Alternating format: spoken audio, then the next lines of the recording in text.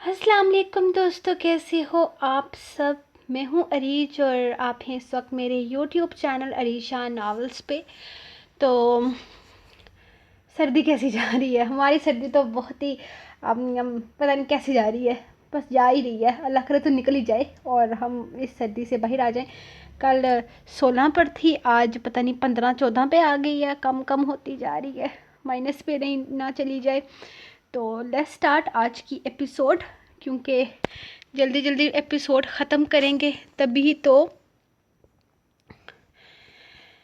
سوئیں گے، بستر میں گھسیں گے۔ تو لیٹس سٹارٹ۔ جنونیت قسط نمبر 66، تحریر عریج شاہ۔ گاؤں میں کہرام مچ چکا تھا۔ ابھی تک کسی کو یقین نہیں آ رہا تھا کاظمی حویلی والوں کا بیٹا اتنی بے دردی سے قتل کر دیا گیا۔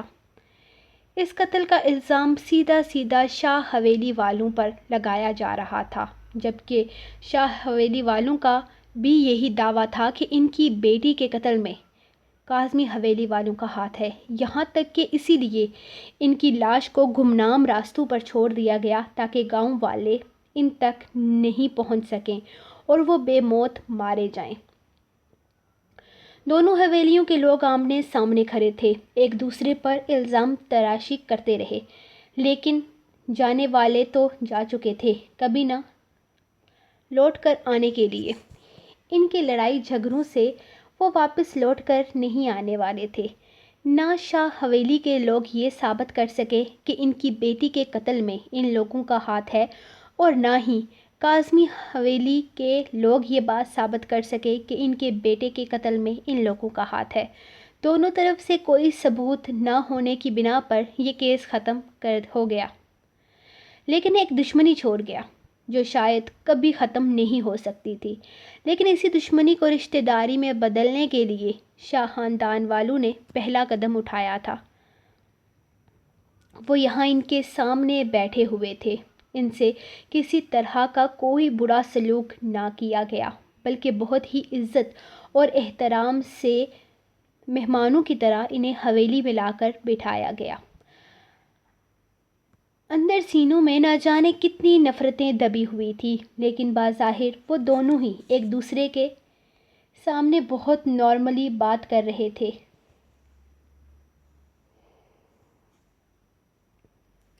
ردم کو بلا کر لاؤ، شاہ صاحب کو ملاقات کرنی ہے، دادا جان نے ملازم کی طرف دیکھتے ہوئے کہا۔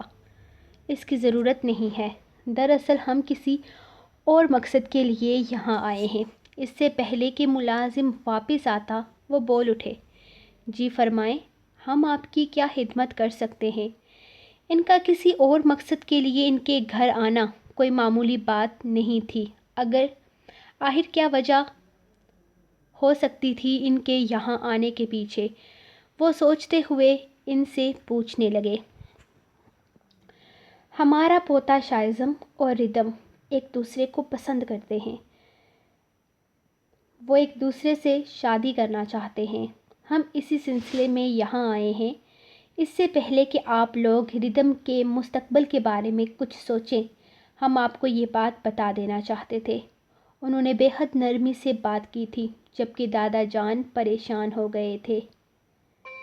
ان کی بات کا مطلب تھا کہ ان کے خاندان کی پوتی کا شاہ خاندان میں جانا، جس کے لیے وہ ہرگز تیار نہیں تھے۔ لیکن ان کی پوتی کی خوشی اس لڑکے میں تھی۔ جس طرح شاہ صاحب نے کہا تھا کہ ردم اور شائزم ایک دوسرے کو چاہتے ہیں، اس کا مطلب یہی تھا کہ وہ یہ ان کے رشتے کی بات کرنے یہاں آئے ہیں۔ دیکھیے شاہ صاحب، ہم جانتے ہیں کہ ہمارے خاندانوں میں اتنے دوستانہ تعلقات کبھی بھی نہیں رہے کہ ہم بات شادی تک لے کر جائیں۔ انہوں نے بات شروع کی تو شاہ صاحب کے چہرے پر پریشانی کے سائے لہرانے لگے۔ لیکن ہم پرانے دور کو واپس نہیں لانا چاہتے۔ اگر ہماری پوتی سچ میں آپ کے پوتے سے محبت کرتی ہے اور اس کے ساتھ زندگی گزارنا چاہتی ہے تو ہم اس پر اعتراض نہیں اٹھائیں گے، کیونکہ ہم اپنے ساگر کی بیٹی کو کھونا نہیں چاہتے۔ ہم اپنی پوتی کی خوشیوں کے لیے اپنے دل پر پتھر رکھ کر بھی اس کی خوشیوں کا فیصلہ سنائیں گے۔ ہم اس گاؤں میں ایک اور افشین اور ساگر کی کہانی نہیں دہرانا چاہتے۔ ہم مزید اپنے بچوں سے دور نہیں رہنا چاہتے۔ اگر اسی میں ہمارے بچوں کی خوشیاں ہیں تو میرے خیال میں اس جان لیوا ماضی سے نکل آنا ہی دونوں خاندانوں کی بھلائی ہے۔ وہ بولتے چلے جا رہے تھے جبکہ شاہ صاحب حیرانگی سے انہیں سن رہے تھے۔ شاید انہیں اس چیز کی امید نہ تھی۔ نانا جان وہ تقریباً بھاگتے ہوئے نیچے آئی تھی اور کمرے کے باہر سے ہی انہیں دیکھتے ہوئے ان کی طرف تیزی سے قدم بڑھانے لگی۔ وہ اٹھ کر کھڑے ہو گئے تھے جبکہ اسے اپنے سینے سے لگاتے وہ بے حد خوشی محسوس کر رہے تھے۔ اس کے بے تابانہ انداز پر دادا جان مسکرا دیے تھے۔ وہ بس اس کی مسکراہٹ کو دیکھ رہے تھے جیسے اسی مسکراہٹ میں ان کی ہر خوشی چھپی ہو۔ شکر ہے آپ کو بھی میری یاد آ گئی، میں نے آپ کو بہت مس کیا، وہ ان کے سینے سے لگی بول رہی تھی۔ میری جان میں نے بھی آپ کو بہت مس کیا اور اب میں بہت جلد آپ کو یہاں سے لے جانے والا ہوں دلہن بنا کر، وہ اسے دیکھتے ہوئے بولے۔ دلہن بنا کر؟ وہ ان کی بات پر پریشانی سے انہیں دیکھنے لگی تھی۔ کیا اب بھی زریام سے اس کی شادی کروانا چاہتے تھے؟ ہاں میری جان، دلہن بنا کر ہم تمہیں اپنے پوتے شائزم کے لیے مانگ چکے ہیں، وہ مسکراتے ہوئے اسے بتا رہے تھے۔ شائزم؟ اس نے ان کی طرف دیکھتے ہوئے پوچھا۔ ہاں شائزم شاہ، ہمارا پوتا، دادا جان کے انداز میں فخر تھا۔ معاف کیجیے گا نانا جان، لیکن آپ کو اس طرح کا کوئی بھی فیصلہ کرنے سے پہلے مجھ سے اجازت لینی چاہیے۔ آپ میری شادی زریام شاہ سے کروا دیں، راہ چلتے کسی مسافر سے کروا دیں، بے شک اس حویلی کے کسی ملازم سے کروا دیں، لیکن آپ نے سوچا کیسے کہ شائزم شاہ جیسے بد کردار انسان کی دلہن بن کر میں فخر محسوس کروں گی؟ آپ کو معلوم ہے نا مجھے اس دنیا میں صرف بد کرداری سے نفرت ہے، تو کیوں آئے آپ یہاں اس بد کردار کا نام میرے نام کے ساتھ جوڑنے کے لیے؟ وہ میرا اچھا دوست ہے، اس نے میری بہت مدد کی ہے، لیکن اس کا یہ مطلب نہیں کہ میں اپنا آپ اس کے نام کر دوں گی۔ بد کردار ہے وہ۔ خاموش! تم ہمارے پوتے کو بد کردار کہہ رہی ہو؟ کون سی بدکاری دیکھ لی ہے تم نے اس میں جو تم اس پر اتنا گھٹیا غلیظ الزام لگا رہی ہو؟ کب دیکھا ہے تم نے اسے بدکاری کرتے ہوئے؟ یہ سوال آپ جا کر اس سے پوچھیں، وہ آپ کو زیادہ بہتر طریقے سے جواب دے گا۔ میرا جواب انکار ہے۔ وہ اپنا فیصلہ سنا کر اگلے ہی لمحے وہاں سے پلٹ گئی تھی جبکہ وہ بے یقینی سے اسے جاتے دیکھ رہے تھے۔ شاہ صاحب نے اپنی پوتی کی مرضی کے خلاف شاہ صاحب میں اپنی پوتی کی مرضی کے خلاف کوئی فیصلہ نہیں کروں گا۔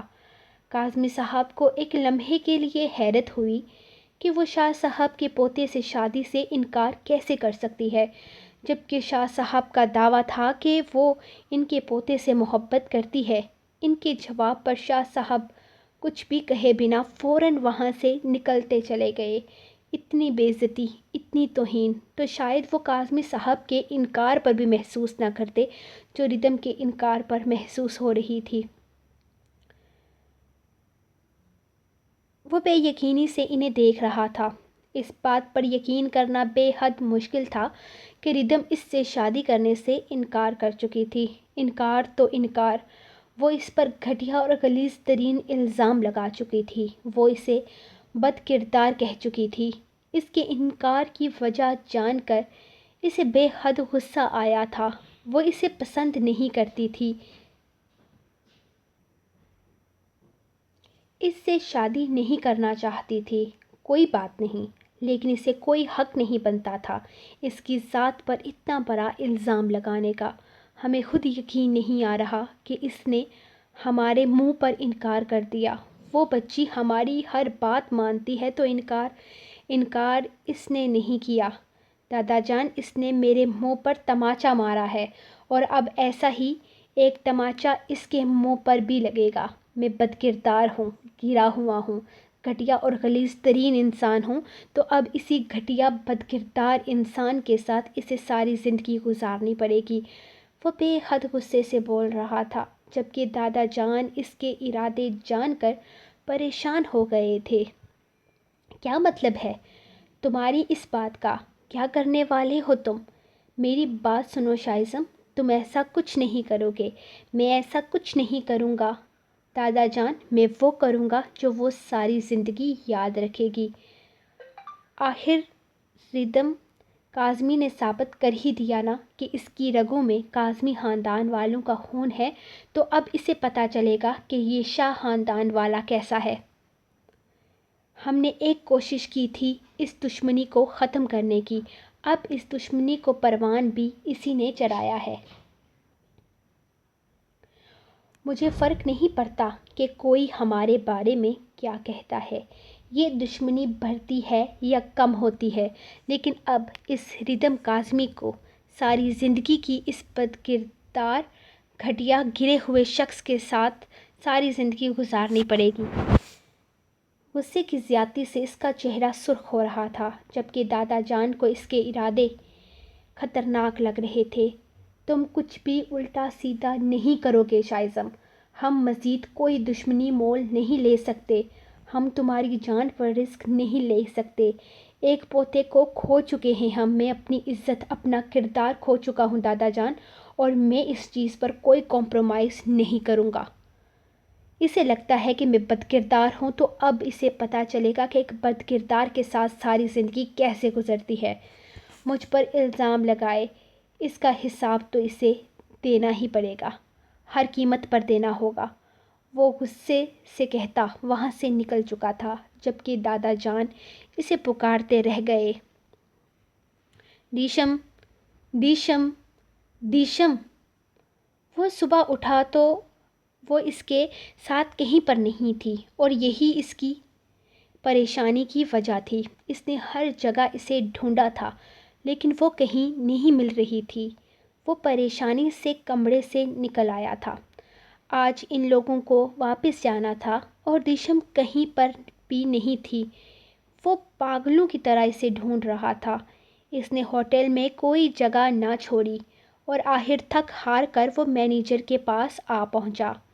سر، آپ کی مسز تھوڑی دیر پہلے پول کی طرف گئی تھی، اب پتہ نہیں وہ ہوٹل سے باہر نکل گئی تھی یا وہیں رہی، ہم نے زیادہ دھیان نہیں دیا۔ مینیجر نے اسے تفصیل بتایا تو وہ گاڑی کی چابی لے کر باہر نکلا تھا۔ وہ کہاں جا سکتی ہے، کس طرف جا سکتی ہے؟ وہ پاگلوں کی طرح برف باری کی پرواہ کیے بنا اسے ڈھونڈنے جا رہا تھا۔ اس کی گاڑی فل سپیڈ میں چل رہی تھی۔ آخر وہ کہاں چلی گئی تھی؟ اس جگہ کے بارے میں وہ کچھ بھی نہیں جانتی تھی۔ اگر اسے کہیں جانا تھا تو اس کے ساتھ بھی تو جا سکتی تھی۔ یوں اکیلے باہر نکلنے کا کیا مطلب تھا؟ یہ کیا اسے تنگ کرنے کے لیے کیا گیا تھا؟ اگر ہاں تو یہ بہت بری حرکت کی تھی دیشم نے۔ تقریباً 2 گھنٹے ہو چکے تھے اسے پاگلوں کی طرح سڑک پر گاڑی گھماتے۔ برف باری تیز ہوتی جا رہی تھی اور گاڑی آگے بڑھنا مشکل ہو رہا تھا، لیکن پھر بھی وہ پریشانی میں گاڑی کی سپیڈ بڑھائے جا رہا تھا۔ آخر کہاں جا سکتی تھی دیشم؟ اگر وہ کہیں کھو گئی ہوئی تو اس نے اب تک جہاں کہا تھا خداش اسے وہاں لے کر گیا تھا۔ اس کی کون سی ایسی خواہش تھی جو اس نے پوری نہیں کی تھی؟ وہ وہاں جا کر اسے تلاش کرے، لیکن ایسا تو کچھ بھی اس کے ذہن میں نہیں آ رہا تھا۔ وہ اسے ہر اس جگہ پر لے کر گیا تھا جہاں اب تک وہ جانا چاہتی تھی۔ یا خدایا دیشم، تم کہاں چلی گئی؟ یہ کیا بے وقوفی کی ہے تم نے؟ ایک بار مل جاؤ مجھے۔ تمہاری یہ لاپرواہیاں دور نہ کر دی تو میرا نام بھی خداش کاظمی نہیں۔ وہ غصے سے بفر کر بولا۔ جب اچانک اس کا فون بجنے لگا، اس نے فون نکال کر دیکھا تو اس میں ہوٹل کے مینیجر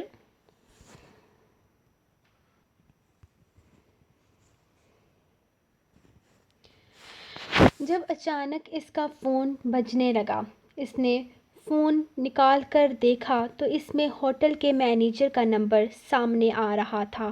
ہیلو، السلام علیکم سر، آپ کی مسز واپس ہوٹل آ چکی ہیں اور آپ کو یہاں موجود نہ پا کر وہ کافی زیادہ پریشان ہو رہی ہیں۔ آپ پلیز جلدی سے ہوٹل میں واپس آ جائیں۔ مینیجر شاید اس کی پریشانی کو نوٹ کر چکا تھا، اسی لیے دیشم کے آتے ہی اس نے خبر کر دی تھی، آ رہا ہوں میں۔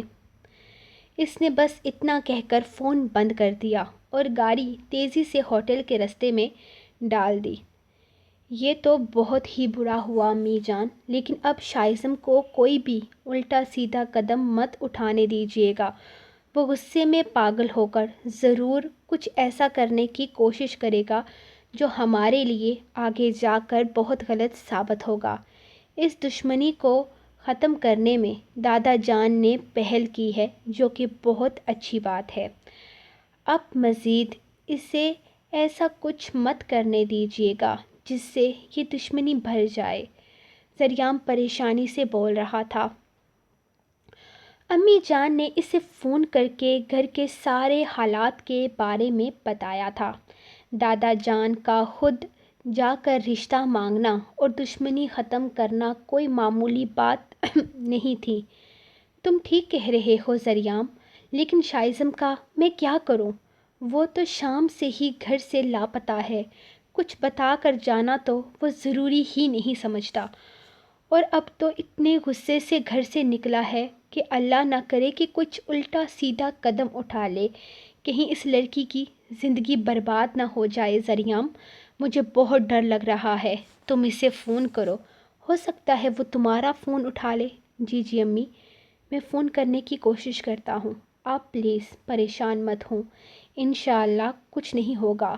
وہ اتنا بھی نہ سمجھ نہیں ہے، وہ انہیں سمجھاتے ہوئے بولا اور فون بند کرتے ہوئے شائزم کا نمبر ملانے لگا۔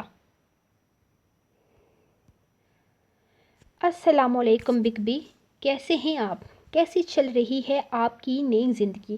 سب کچھ ٹھیک ہے نا؟ وہ خوش باش لہجے میں فون اٹھاتے ہوئے بولا۔ وعلیکم السلام شائزم، کہاں ہو تم اس وقت؟ گھر میں کسی کا فون کیوں نہیں اٹھا رہے ہو؟ سب لوگ اتنے زیادہ پریشان ہیں کہ کہیں تم کوئی الٹی سیدھی حرکت نہ کر دو۔ دیکھو میری بات سنو، میں جانتا ہوں ریجیکشن قابل قبول نہیں ہوتا، اور وہ بھی اس بات پر جو سراسر الزام ہو، لیکن تمہیں ٹھنڈے دماغ سے سوچنا ہوگا۔ کسی طرح کا کوئی الٹا سیدھا قدم اٹھانے سے پہلے ایک بار میری بات سن لو۔ بھائی، یہاں پر بات ریجیکشن کی ہرگز نہیں ہے، یہاں بات اس گھٹیا الزام کی ہے جو میرے کردار پر لگایا گیا ہے۔ کیا میں بد کردار ہوں؟ کیا میں گھٹیا ہوں؟ کیا میں عیاش ہوں؟ جواب دیجئے، کیا میں ہوں ایسا؟ جیسا اس نے کہا ہے، وہ اس کی بات کاٹتے ہوئے بولا۔ نہیں میری جان، تم نہیں ہو، ہمیں تم پر یقین ہے۔ تم اس کی باتوں کو اپنے دماغ میں رکھ کر ایسا کچھ نہیں کرو گے جو دشمنی کو بڑھانے کی وجہ بنے۔ میں آپ سے وعدہ کرتا ہوں میں ایسا کچھ نہیں کروں گا جو آپ کو یا میرے گھر میں کسی کو تکلیف دے، لیکن میں کچھ نہیں کروں گا اس بات کی گارنٹی میں نہیں دیتا۔ میں آپ کو دوبارہ فون کروں گا، فی الحال مجھے کچھ کام ہے۔ بس اتنا کہہ کر وہ فون بند کر چکا تھا، جبکہ ذریعہ اسے بار بار فون کرتا رہا، لیکن اس کے بعد اس نے فون نہیں اٹھایا تھا۔ وہ جلدی سے ہوٹل کے اندر داخل ہوا۔ مینیجر نے اسے بتایا تھا کہ اس کی بیوی اس کے کمرے میں اس کا انتظار کر رہی ہے۔ وہ تیز تیز قدم اٹھاتا اپنے کمرے کی طرف آ رہا تھا، جہاں وہ بیڈ پر بیٹھی آرام سے اس کے آنے کا نہ صرف انتظار کر رہی تھی بلکہ بیڈ پر بہت کچھ بچھائے بیٹھی تھی۔ کہاں چلے گئے تھے آپ؟ میں کب سے آپ کا انتظار۔ چٹا۔ وہ ابھی کچھ بول ہی رہی تھی کہ خودداش کا ہاتھ اٹھا اور اس کا چہرہ لال کر گیا۔ اس کے تھپڑ کی تاب نہ لاتے ہوئے وہ اوندے منہ بیڈ پر جا گری تھی۔ کس کی اجازت سے تم اس روم سے باہر نکلی تھی؟ کیوں تم مجھے بتائے بنا یہاں سے کہیں چلی گئی تھی؟ ایسا کون سا ضروری کام آ گیا تھا تمہیں جو تم نے یہاں سے جانے سے پہلے مجھے جگانا تک مناسب نہیں سمجھا؟ پچھلے 3 گھنٹوں سے پاگلوں کی طرح سڑکوں پر خوار ہو رہا ہوں میں۔ وہ غصے سے اسے دیکھتے ہوئے بولا، جبکہ دیشم اپنے گال پر ہاتھ رکھے بے یقینی سے اسے دیکھ رہی تھی۔ میں کہیں بھی جانے سے پہلے آپ سے اجازت کیوں مانگوں گی؟ اس کا انداز سوالیہ تھا۔ وہ اس کے سامنے ڈٹ کر کھڑی ہو گئی۔ یقیناً وہ بدتمیزی کرنا چاہتی تھی کیونکہ میں تمہارا شوہر ہوں۔ تم کہیں پر بھی جانے سے پہلے مجھے بتانے کی پابند ہو، اور آج کے بعد یہ بات یاد رکھنا، تمہیں بار بار مجھے بتانے کی ضرورت پیش نہ آئے۔ اٹھاؤ یہ سب کچھ۔ آدھے گھنٹے میں ہماری فلائٹ ہے، گھر کے لیے نکل رہے ہیں ہم۔ اور ایک اور بات، میرا دیا ہوا وقت اب ختم ہو چکا ہے۔ یہاں سے گھر جانے کے بعد میں تمہارے ساتھ اپنی ازواجی زندگی شروع کروں گا۔ تمہیں ڈھیل دینا میری زندگی کی سب سے بڑی غلطی ہے جو میں اب مزید نہیں کروں گا۔ وہ غصے سے سرخ آنکھیں لیے کہتا واش روم میں گھس گیا، جبکہ دیشم اس کے تھپڑ کا ماتم منا رہی تھی۔ سو گائز، یہ رہی آپ لوگوں کی ایپیسوڈ، جو کہ آپ کو کیسی لگی یہ آپ اپنے کامنٹ میں، ریویو میں، اور چینل کو سبسکرائب کر کے مجھے بتائیں گے۔ باقی کیا لگتا ہے آپ کو؟ کیا خداش کو اسے تھپڑ مارنا چاہیے تھا؟ کیا دیشم کی لاپرواہی کی یہ سزا کافی تھی؟ اور کیا کرے گا اب ہمارا پیارا شائزم اپنی محبت کے لیے؟ خیر محبت تو نہیں کہہ سکتے اب، اس نے اتنا گھٹیا اس پر الزام لگایا ہے تو کائے کی محبت؟ کون سی محبت جناب؟ کوئی محبت نہیں ہے۔ ویسے آج کی ایپیسوڈ میں ریدم کس کس کو بری لگی تفصیل سے مجھے بتانا، میں ویٹ کروں گی ریدم کو مزے مزے کی باتیں سنانے پر۔ تو ملتے ہیں نیکسٹ ایپیسوڈ میں، تب تک کے لیے اپنے کو دے اجازت، دعا میں یاد رکھیے۔ اللہ حافظ۔